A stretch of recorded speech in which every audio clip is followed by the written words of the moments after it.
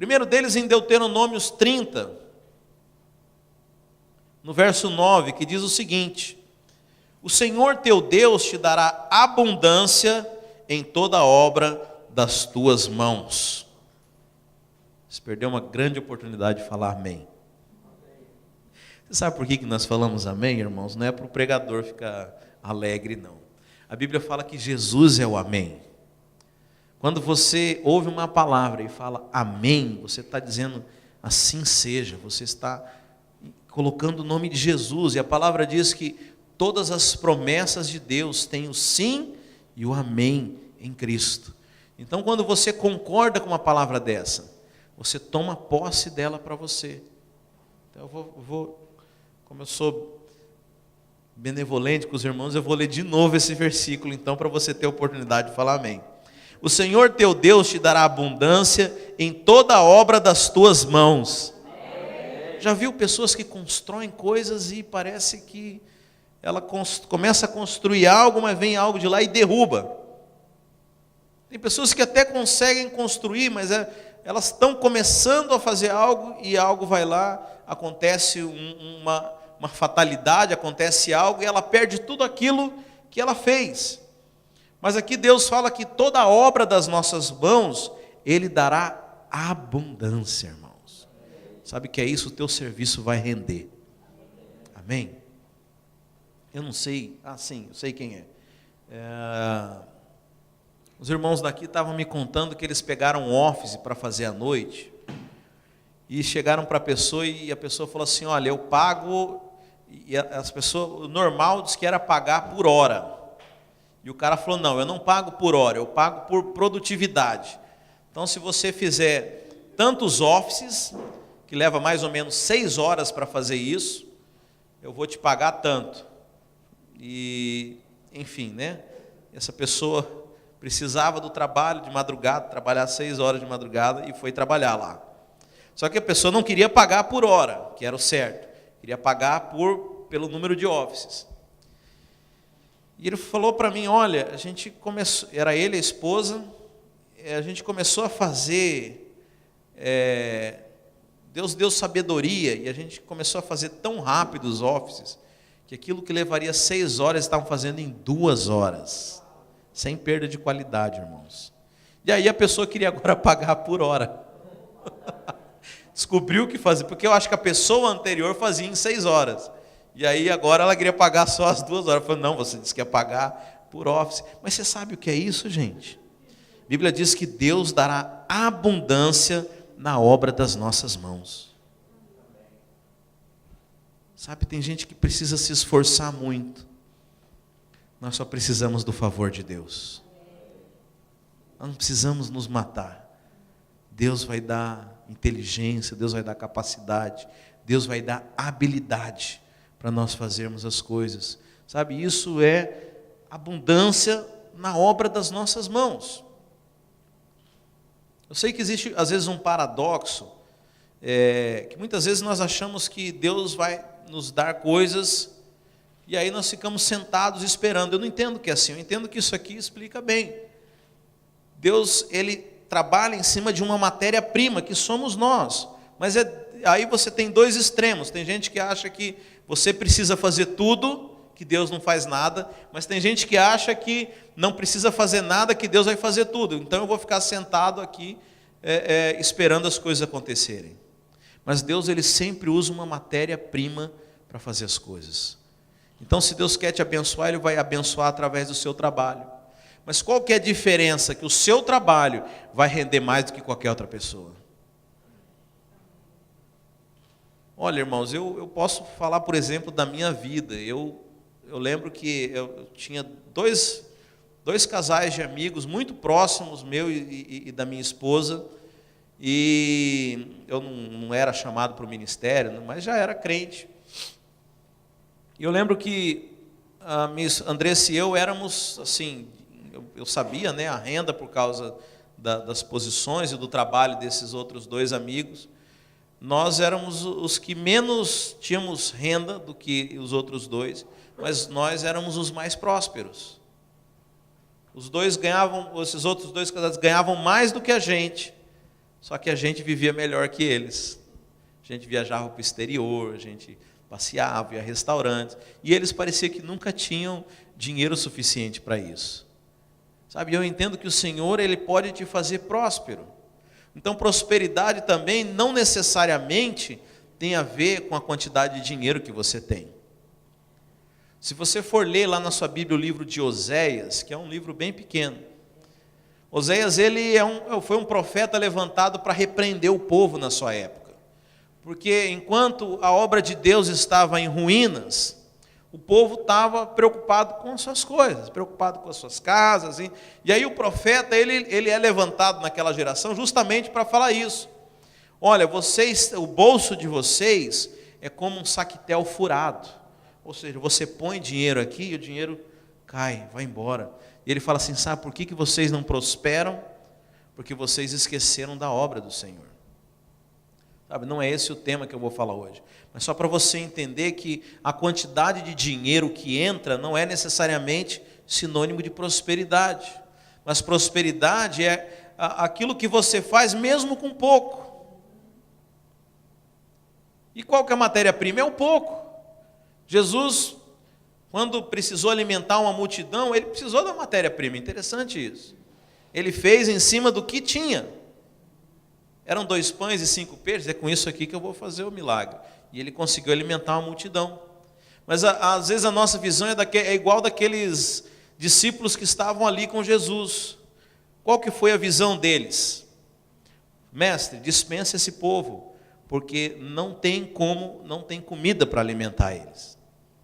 Porque nós olhamos para a quantidade, nós olhamos aquilo que é humanamente limitado, mas Deus não está preocupado com isso. Sabe? Então, prosperidade não necessariamente tem a ver com quantidade, mas com aquilo que você vive, com aquilo que o Senhor te abençoa. Então, aqui fala que uma pessoa próspera é aquela que o seu rendimento ele é melhor, ele é otimizado, ele é melhor do que os outros. O Senhor teu Deus te dará abundância em toda a obra das tuas mãos. Lembra de José do Egito? Foi vendido pelos seus irmãos como escravo. E é interessante que ele foi trabalhar na casa de Potifar, e a Bíblia fala que Potifar, que era um ímpio, reconhecia o favor de Deus na vida de José, porque tudo que ele fazia prosperava. Será que você tem esse reconhecimento lá no seu trabalho?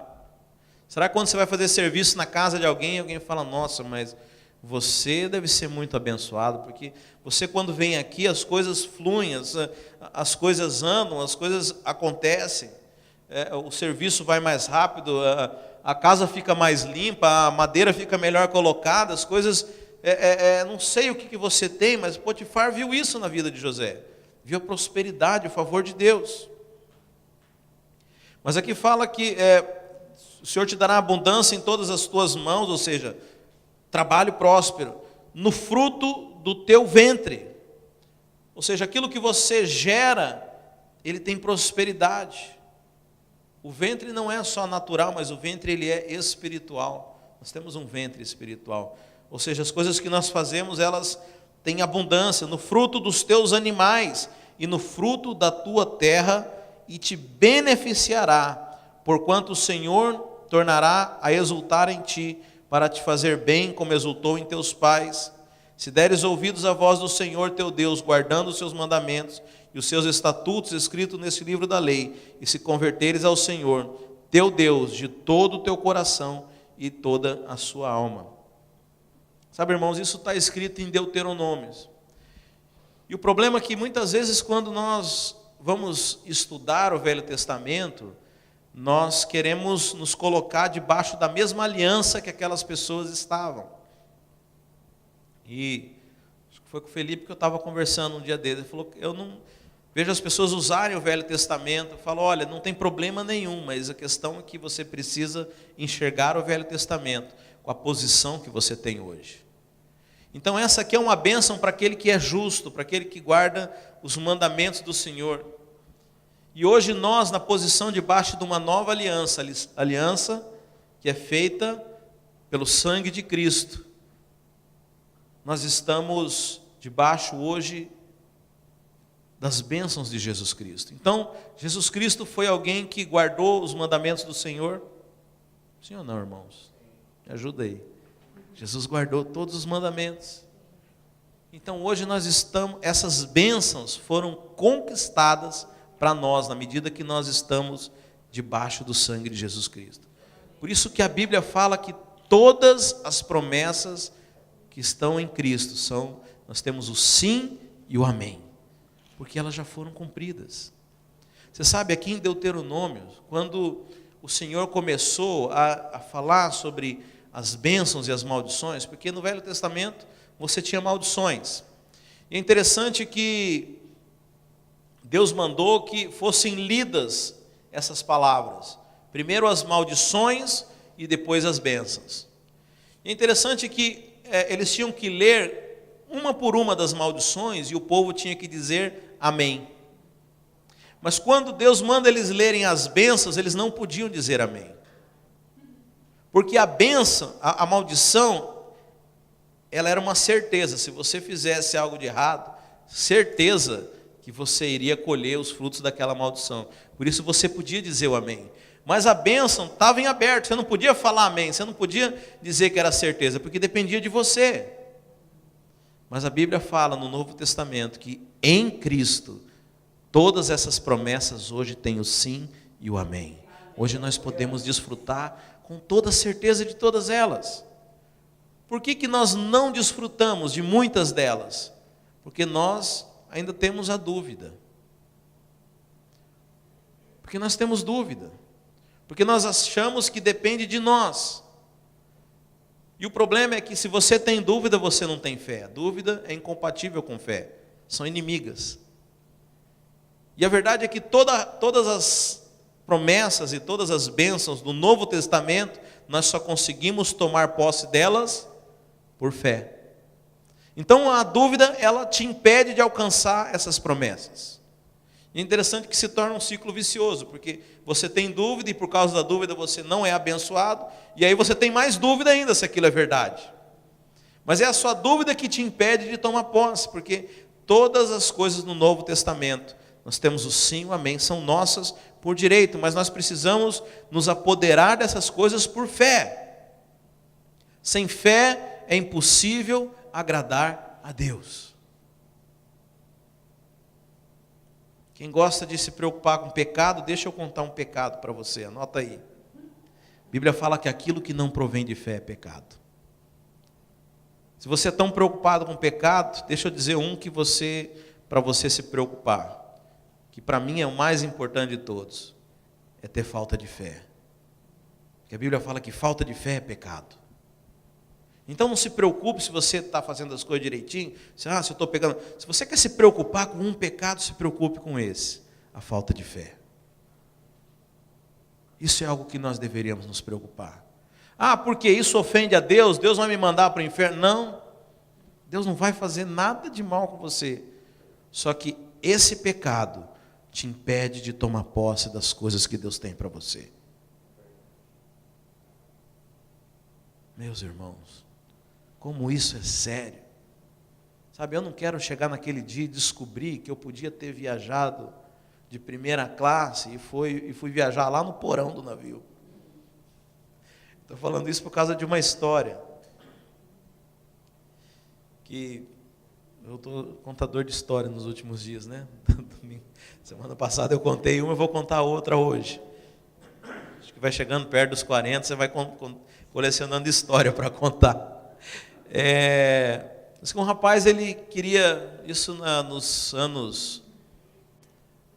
na época de 1500, onde as pessoas estavam saindo da Europa e vindo para o mundo novo, para os Estados Unidos.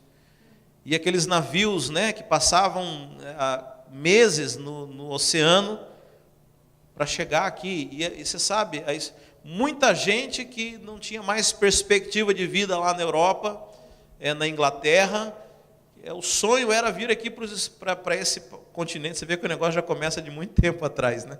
Não é desse do nosso tempo, não. De muitos anos, as pessoas viam como uma terra de oportunidades a América. E muitas pessoas pobres juntavam dinheiro para embarcar nesses navios para poder chegar no outro lado para ter uma nova perspectiva. E um cara pobre, ele começou a juntar dinheiro e juntar bastante dinheiro para poder comprar uma passagem, conseguiu comprar a passagem. Só que ele falou, eu não tenho dinheiro para poder ter as refeições no navio. Então a única coisa que eu tenho dinheiro é para viajar. Eu vou fazer um estoque de pão aqui, um saco de pão, levar o que eu conseguir levar para dentro da minha cabine, e eu vou me sustentar todos esses dias com esse mantimento aqui. Não havia enlatados, né?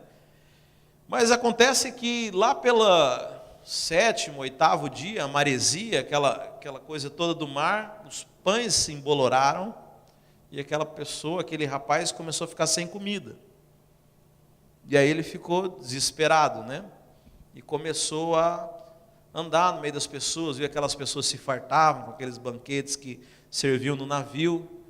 E às vezes esperava o final do jantar para roubar alguma coisa, pegar alguma coisa de um prato. E ele descobriu onde era a cozinha do navio e começou a ir lá furtar maçã, furtar algumas frutas, algumas coisas. Até que, num dado momento, ele é descoberto furtando as coisas na cozinha do navio. E ele é preso e levam ele para um lugar e chega o comandante do navio. E esse comandante, muito irado, muito bravo, que esse cara estava furtando, o que nós vamos fazer com ele? Vamos lançar esse cara no mar, ele tem que morrer, ele está roubando, ele não podia estar aqui nesse navio. E o rapaz falou, não, tudo bem que eu estou furtando, mas eu comprei a passagem para estar aqui nesse navio, eu podia estar aqui. Ele falou, não, então deixa eu ver o seu ticket. Foram lá nas coisas dele, acharam, e falaram assim, escuta, mas você não leu o que estava aqui atrás? Não, não sei. Aqui está dizendo que é tudo incluído. Tudo está incluso. E sabe qual que é o problema, irmãos? A gente compra um ticket chamado salvação, Deus me livre de falar isso, a gente ganha esse ticket chamado salvação, mas às vezes por não ler o que esse ticket nos proporciona, nós estamos esperando só chegar no final dessa viagem para poder gozar daquilo que Deus tem para nós. Mas deixa eu te falar, salvação, a palavra aqui no original é sozo. E se você olhar, você pode pesquisar na internet, você pode olhar numa Bíblia de concordância Strong. Sozo tem no mínimo 8 significados. Sozo significa ser guardado, estar a salvo, ter saúde, ter segurança, ter suprimento. Sabe, nós estamos só esperando o fim da viagem. Sabe, não faça como esse rapaz. Não deixa para chegar naquele dia para descobrir que você podia ter levado uma vida de abundância. E ficou comendo só migalhas. Sabe que tem crentes que vivem comendo migalhas. Tem crente que ouve falar, vai ter um homem de Deus lá não sei onde. Eu vou lá mendigar uma bênção, porque aquele homem é abençoado. Não faça isso, irmão. Você é abençoado. Não fique esperando o homem abençoado impor as mãos e orar sobre você. Sabe, você está comendo migalhas. Porque você já tem tudo. Todo o suprimento o Senhor já te deu. Mas sabe, se você não tiver fé para tomar posse dessas coisas, para viver essas coisas, você simplesmente não vai desfrutar delas. É o outro versículo que eu quero ler com você. Está lá em Salmo 112. Diz assim, aleluia, bem-aventurado o homem que teme ao Senhor e se compraz nos seus mandamentos. A sua descendência será poderosa na terra, será abençoada a geração dos justos. Na sua casa há prosperidade e riqueza, e a sua justiça permanece para sempre. Sabe, meu irmão, nós somos esse povo. Se você está aqui nesse domingo de manhã, é porque você tem prazer nas coisas de Deus. A Bíblia fala que na sua casa há prosperidade, há riqueza, a sua descendência prevalecerá. Sabe, nós temos que entender isso, nós temos que viver isso. Não podemos negociar. E o último versículo também que eu quero ler com você é o Salmo 35. Cantem de júbilo e se alegrem os que têm prazer na minha retidão e digam sempre, glorificado seja o Senhor, que se compraz na prosperidade do seu servo. Deus tem prazer na prosperidade dos seus servos. Deus não tem alegria quando você tem uma vida que não é próspera. Sabe aquelas pessoas que... E aliás, isso vem de uma mentalidade religiosa nossa. De que você achar que o teu sofrimento é uma forma de você purgar, de você merecer alguma coisa de Deus. Que algum tipo de penitência que você faça é agradável a Deus. Ah, pastor, isso é quando eu era católico. Mas você sabe que crente tem muito disso. Tem muito crente que jejua achando que Deus acha bonito essa pessoa sofrer. Sabe, o jejum, eu sou a favor do jejum, mas ele não tem esse objetivo, o jejum não tem essa finalidade. Tem pessoa que parece que está disputando com Deus. Eu vou ficar, na verdade eu chamo isso de greve de fome, eu não chamo isso de jejum. Eu vou fazer greve de fome aqui por 21 dias, para o Senhor me dar tal coisa. Coisa que Deus ganha alguma coisa com você passando fome. Deus lá ganha alguma coisa de você andar de joelho, a escadaria lá de Aparecida. O que Deus ganha com isso, gente? Mas eu vou dizer uma coisa que Deus ganha. Deus ganha quando você prospera. Porque a Bíblia fala que Ele tem prazer. Ele se alegra, Ele fica feliz, Ele fica exultante quando você se dá bem. Olha que legal! Fulano conseguiu comprar um carro novo, que bênção, Deus está feliz. Por quê? Porque você está feliz.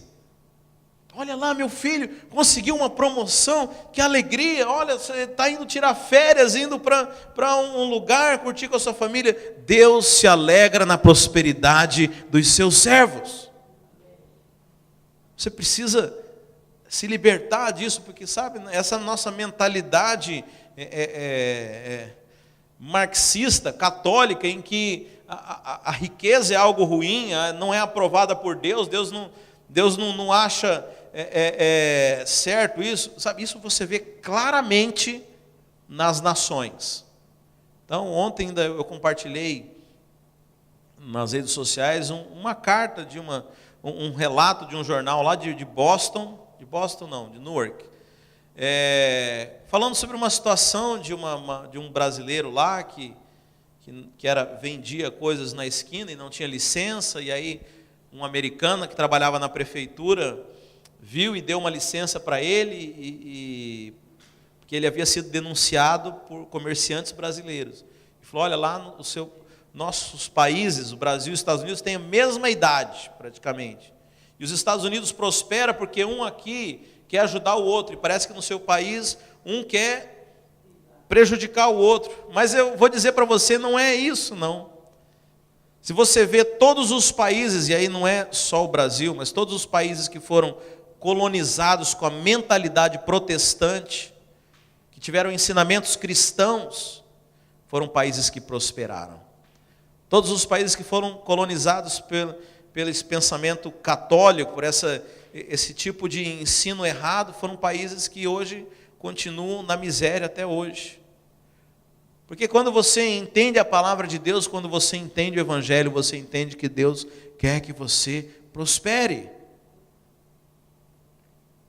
Como eu já expliquei aqui muitas vezes, o sentido de igreja, que é eclésia, é você ser um embaixador, um representante, alguém que olhe para a sua vida e fale, eu quero viver o mesmo que você vive, então me dá um endereço, me fala onde é, como que é esse Deus, como que é esse Jesus, eu quero ser igual a você.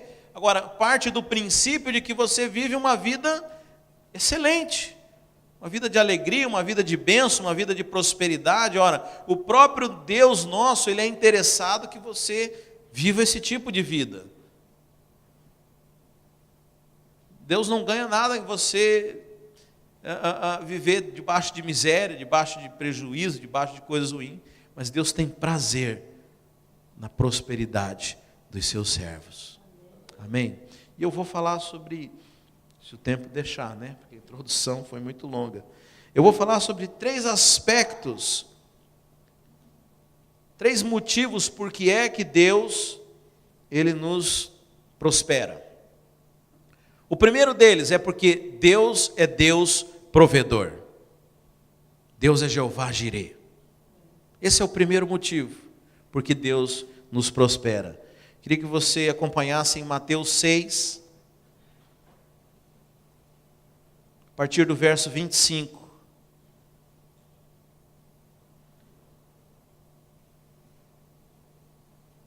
Diz assim: por isso vos digo, Jesus falando, não andeis ansiosos pela vossa vida, quanto ao que haveis de comer ou beber, nem pelo vosso corpo, quanto ao que haveis de vestir. Não é a vida mais do que o alimento e o corpo mais do que as vestes? Observai as aves do céu, não semeiam, não colhem, nem ajuntam em celeiros, contudo o vosso Pai Celeste as sustenta. Porventura não valeis vós muito mais do que as aves? Qual de vós, por ansioso que esteja, pode acrescentar um côvado ao curso da sua vida? E por que andais ansiosos quanto ao vestuário? Considerai como crescem os lírios do campo, não trabalham nem fiam. Eu, contudo, vos afirmo que nem Salomão, em toda a sua glória, se vestiu como qualquer um deles.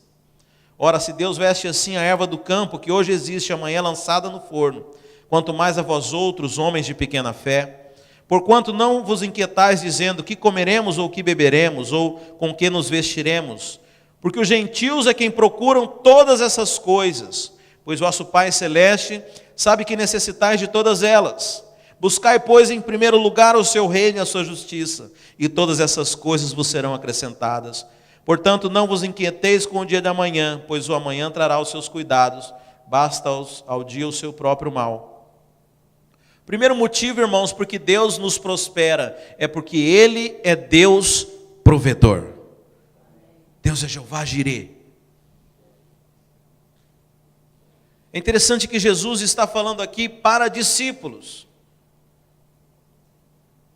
Para vocês não tem que estar preocupado com o que você vai comer. Olha os pássaros. Eles não precisam fazer celeiro, mas eles têm comida. Será que você não vale mais do que um pássaro? Olha os lírios do campo, olha como eles são lindos. Nem Salomão se vestiu tão lindo como eles. E, quer dizer, eles que são jogados ao forno amanhã, uma planta que não dura uma estação se veste bem. Você acha que Deus não vai te vestir melhor? E aí Jesus ele faz coloca uma chave aqui que é fantástica. Vocês não têm que andar preocupados disso, como os ímpios. O que isso quer dizer, irmãos? Que nós temos uma diferença para os ímpios. Os ímpios não tem ninguém por eles, mas nós temos o Senhor por nós. É diferente. Você foi comprado. Você possui um dono. Você possui um Senhor. No Brasil tem um ditado que é muito legal, que fala assim: patrão rico, empregado remediado. Quem conhece esse ditado? Das antigas, né? Patrão rico, empregado remediado. Ou seja, se o seu patrão é rico, ele vai cuidar de você. Será que Deus é rico, irmãos? Só que Deus não é nosso patrão, Deus é nosso Pai. Então Jesus está falando, olha lá as pessoas que estão no mundo, by themselves, por elas mesmas, por conta. Eles têm que estar preocupados, mas deixa eu dizer uma coisa, você tem um Deus, você tem um Senhor, você entregou a sua vida. Ora, aquele a quem você entregou a sua vida, será que Ele não é poderoso para guardar a sua vida nas mãos dEle? Aliás, isso se aplica à salvação, né? A Bíblia fala que quem quem guarda a nossa salvação é o próprio Deus. E Jesus fala assim, que das minhas mãos, aquele que Deus me deu, ninguém as arrebatará. É porque você acha que a sua salvação depende de você, né? E você tem que se cuidar para não perder. Não, a Bíblia fala que é o próprio Deus quem cuida para você, para não perder, para o diabo não roubar de você. Sabe, nós somos comprados por um alto preço. É porque a gente acha que foi a gente que escolheu a Deus, né? Fui eu que deixei. Não. A Bíblia fala que Ele te escolheu, Ele te comprou. Você é dEle. E você só poderia perder essa condição se ele deixasse. Mas deixa eu dizer, ele não deixa, porque ele não te comprou enganado. E porque ele te pagou muito caro, ele não vai te devolver. Então esse que comprou você, que é o seu Senhor, ele cuida de você. Jesus está dizendo isso.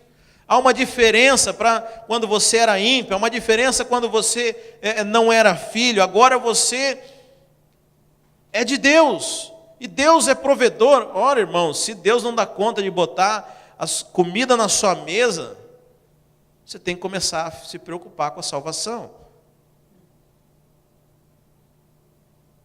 Faz um teste. Será que é verdade esse negócio de salvação? Deixa eu fazer um teste com algo bem simples. Deus, você vai prover as coisas para mim? Mas você não dá conta de prover o que você necessita agora, que dirá prover uma vida eterna. Mas Deus, ele supre os seus filhos. E sabe o que é mais legal? Nós temos mania às vezes, de pedir coisas que são para suprir a nossa necessidade. Mas sabe o que eu mais gosto, irmãos? Que o apóstolo Paulo fala que Deus não nos supre segundo as nossas necessidades. Deus supre segundo as suas riquezas. Você sabe o que é isso? Eu precisava de um fusquinha para poder andar por aí. Mas Deus, ele é tão rico que ele pode me dar uma Ferrari.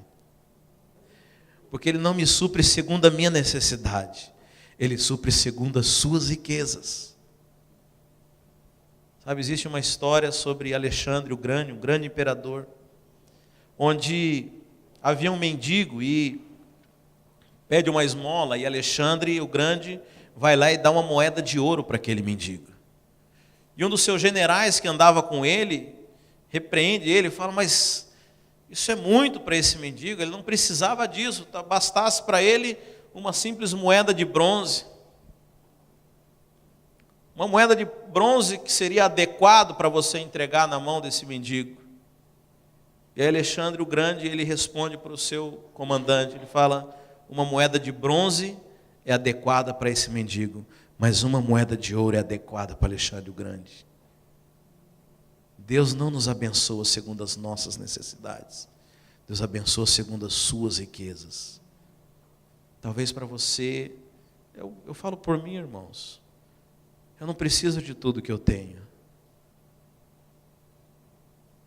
Mas Deus quer que o seu filho seja bem apresentável. Deus quer mostrar para as pessoas que eu sou filho dele. Deus me dá muito mais daquilo que eu peço ou imagino. A Bíblia diz que Deus faz muito mais daquilo que pedimos ou pensamos. Esse é o nosso Deus, Jeová Jireh. Esse é o primeiro motivo porque nós somos prósperos. Porque Deus é Deus supridor. Mas há um segundo motivo. A Bíblia fala que Deus nos abençoa para alegrar o nosso coração.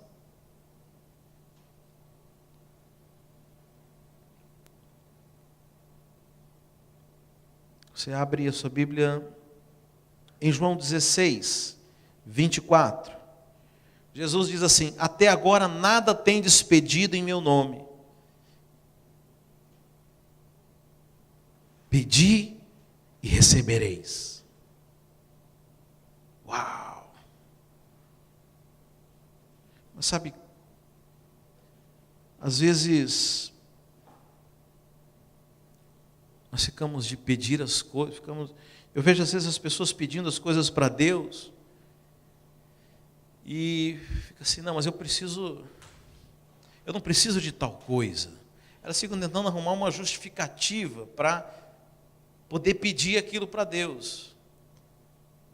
Então eu não posso pedir uma TV maior, porque eu já tenho uma TV. Ah, mas se eu falar para Deus que eu vou fazer uma célula na minha casa, e aí precisa de uma TV bem grande para poder botar a legenda e os irmãos que enxergam sem óculos, eles poderem ler, então agora eu tenho um motivo para pedir para Deus. Já viu gente assim? Ah, não, eu tenho que pedir, eu queria tanto um carro grande. Mas como que eu vou chegar para Deus e pedir um carro grande? Olha, Deus, eu quero dar carona, porque é nada. Você queria só um carro grande. Mas aqui Jesus, ele fala um motivo bem legal. Pedi e recebereis. Para quê? Para que a vossa alegria seja completa. Só.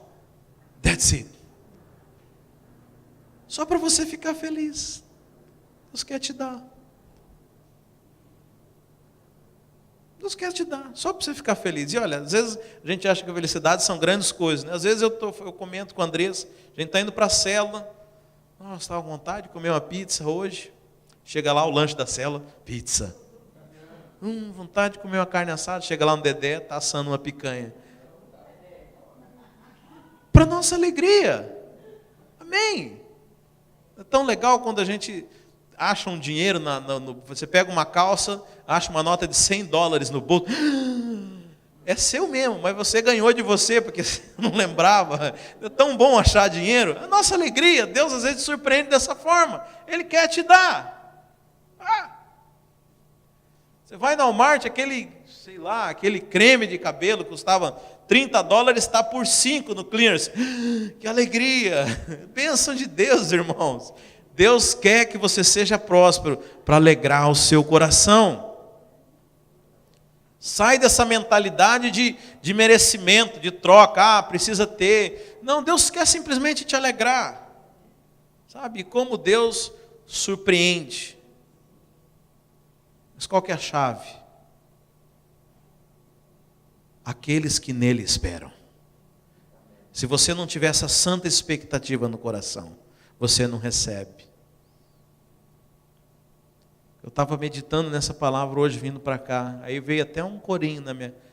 Eu não sei direito o corinho, mas nunca se ouviu um Deus que trabalha por aqueles que nele esperam. Eu falei, uau! Porque todos os deuses, as pessoas têm que trabalhar para agradar, para poder aplacar a ira daquele Deus que quer mandar todos para o inferno e fazer o mal. Então nós temos que fazer as coisas e agradar esse Deus. O nosso Deus, Ele trabalha para te agradar. Gente, isso é maravilhoso. Um Deus que trabalha por aqueles que nele esperam. Agora eu te pergunto, você espera algo do Senhor? Você tem boas expectativas a respeito de Deus? Tem gente que não tem. Tem gente que vive com medo de Deus. Se eu não for no culto, Deus vai me amaldiçoar. Se eu não der o dízimo, eu vou bater o carro. Tem gente que pensa mal, e aí é que é o problema, porque Deus trabalha para aqueles que nele esperam. Você conhece a Deus? Você espera a respeito de Deus? Te conhece. A Bíblia fala que Ele tem bons pensamentos a seu respeito. Será que você tem bons pensamentos a respeito de Deus? Será que a sua expectativa é que Deus vai te abençoar e quer te prosperar? Se você pensa assim, Deus trabalha para que isso aconteça. Deus, Ele faz questão de surpreender você. Deus, Ele quer que você prospere, para que você seja feliz. Felicidade é algo extremamente importante, irmãos. Nós precisamos viver uma vida de satisfação e alegria. Agora, qual que é o problema também? Nós, às vezes, não queremos nos satisfazer no Senhor, nós queremos nos satisfazer nas coisas. Enquanto você não entender isso, Deus também não vai alimentar essa tua filosofia errada. Então, tem pessoas que querem prosperar para poder ter uma conta bancária bem grande e confiar na conta bancária. Não, Deus quer que primeiro você aprenda a confiar nele, depois Ele pode te dar essa conta bancária. Tem pessoas que querem ter um carro bonito simplesmente para poder alimentar o seu ego e achar que vai ser aceito pelas pessoas que vão ver como ela é rica. Não, enquanto você precisa entender que Deus é a tua satisfação, o suprimento emocional você, e aí não tem problema em te dar as coisas. Deus não vai jogar combustível naquilo que está errado na sua vida. Quando Deus quer alegrar o seu coração, Ele quer alegrar o seu coração que é puro. Lá em Santa Catarina eu comprei uma moto de passeio, de estrada, né? Essas motos grandes. E no Brasil não é algo caro e não é tão comum.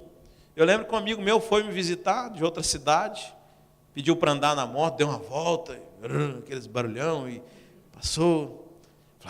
Como ele falou para mim, como eu queria ter uma dessa. A hora que aqueles motoqueirinhos chegassem do meu lado no semáforo, ficassem acelerando, e olha a minha moto. Eu falei, não vai ter. Não vai ter. Não por esse motivo. Porque Deus não vai alimentar a sua carnalidade. Mas Deus quer abençoar teu coração. O problema é que ele acha que ele vai ser feliz quando ele humilhar o que tem menos. Então não adianta Deus dar, porque isso não vai fazer feliz. Provavelmente vai fazer ele mais infeliz. E aí ele não recebe. Mas quando Deus vê genuinamente algo que vai alegrar o seu coração. E sabe, Deus faz isso o tempo inteiro, irmãos. Nós não nos damos conta do quanto Deus nos abençoa. Aliás, tem um vídeo de uma igreja americana, não trouxe ele, podia colocar aqui. Mas se você jogar, eu acho no YouTube, está escrito gratitude, gratidão, né? Que ficou viral, isso na época do Natal aqui, nesse último. Onde o cara, ele acorda, ele inteiro está embrulhado de presente. Alguém viu esse vídeo nas redes sociais? Ele está todo embrulhado de presente, ele acorda e... Estou respirando, olha, estou enxergando. E aí ele olha para a esposa, ela também está embrulhada de presente, ele abre, minha esposa, e aí corre para o banheiro, dá o switcher, né? Liga a luz, tem luz elétrica aqui, e abre a torneira, água quente. Quer dizer, nós não nos damos conta de quanto Deus nos abençoa, irmãos. Sabe, nós somos tremendamente abençoados. E eu vou provavelmente abordar isso no domingo que vem. Há uma chave espiritual na gratidão. Porque se você não reconhece a mão de Deus nas pequenas coisas, você também não vai reconhecer a mão de Deus nas grandes coisas. Então o princípio de você prosperar em grandes coisas é você começar a entender a mão de Deus e ser grato nas pequenas coisas. Ser fiel no pouco, que sobre o muito eu vou te colocar. Se você não reconhece as coisas no pouco, você não está apto para essa segunda fase, para esse segundo lance. Mas isso eu vou abordar na próxima mensagem sobre prosperidade. E por último, irmãos, Deus te prospera para que você cumpra o propósito dele na sua vida. Sabe, é um propósito do Senhor para você. E para esse propósito não faltam recursos. Não faltam recursos. Deus não é injusto. Ele não ia falar para eu limpar essa sala aqui e não ia me dar uma vassoura, não ia me dar um vacuum, não ia me dar o equipamento para isso. Se Deus manda você fazer uma coisa, faça, porque Deus já te equipou com tudo que você precisa. Deus quer que nós prosperemos porque nós temos uma missão como igreja. Por que eu decidi falar sobre prosperidade nesse mês com a igreja? Porque, veja, existe uma necessidade da nossa igreja de avançar, de tocar as pessoas, de crescer, de fazer barulho, de fazer coisas para alcançar vidas. Isso exige dinheiro, isso exige custo. Me lembro de uma pessoa que era muito bíblica, um religioso, falou para mim, na Bíblia o dízimo era, as pessoas, eu fiz um estudo, e as pessoas levavam um saco das sementes, eles faziam a colheita, tirava a 10ª e levava arroz, levava cereal, e isso que era o dízimo, não era dinheiro.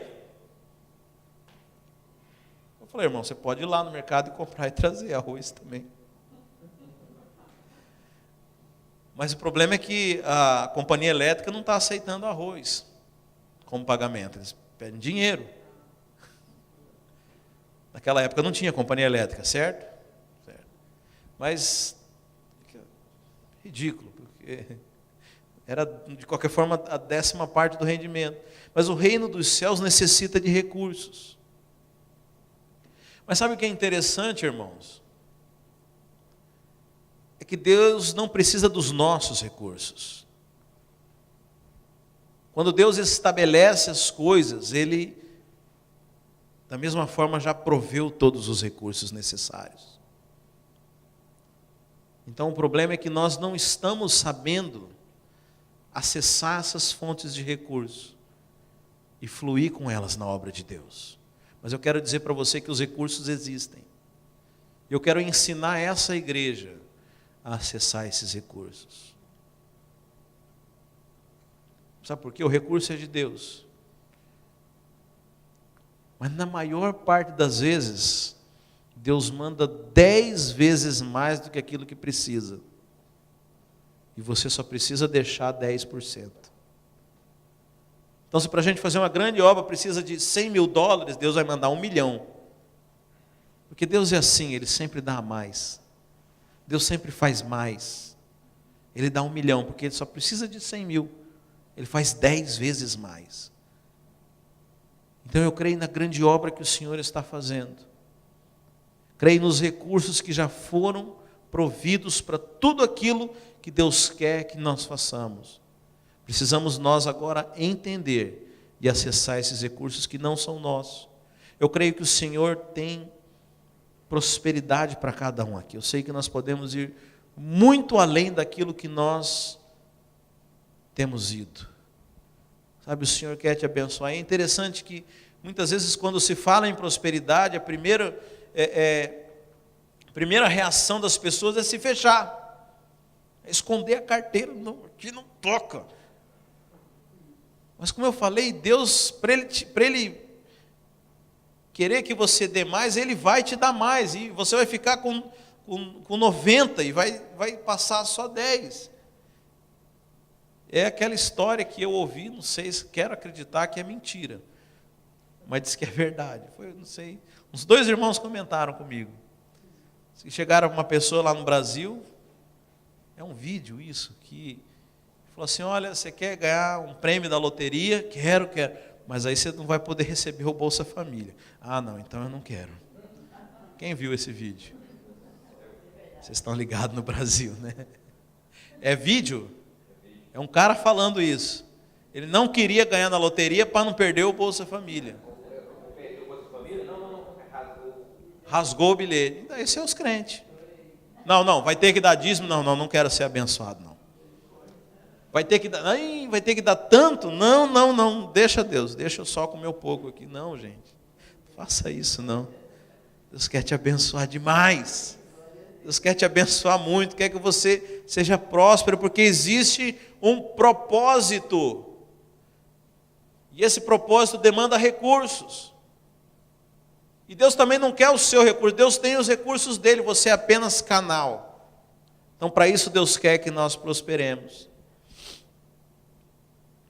Só para finalizar, a Bíblia fala que quando o povo de Deus saiu do Egito e foi para o deserto, na última praga que Deus envia, que é a morte dos primogênitos, na Páscoa, onde as famílias que eram da parte de Deus, né, o povo hebreu, se juntou em suas casas para ceiar, e passou o anjo da morte e feriu todos os primogênitos no Egito.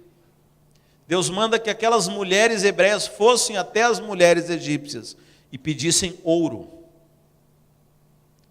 E Deus fala que Ele deu graça para aquelas mulheres. Olha que coisa mais sem sentido. Você é uma escrava, e você chega lá para a sua dona e fala: eu quero o seu ouro, e a mulher deu. E eu já vi muita gente dizer o seguinte, que nós estamos vivendo uma transferência de riqueza dos ímpios para os crentes. E eu creio nisso. Eu creio que Deus pode pegar grandes fortunas de ímpios e esse dinheiro vir parar na mão dos crentes. Só que tem um detalhe, irmãos. A Bíblia fala que quando Deus manda Moisés construir o templo, Será que é o meu carro? Um dia desse foi o meu carro. Não, não era.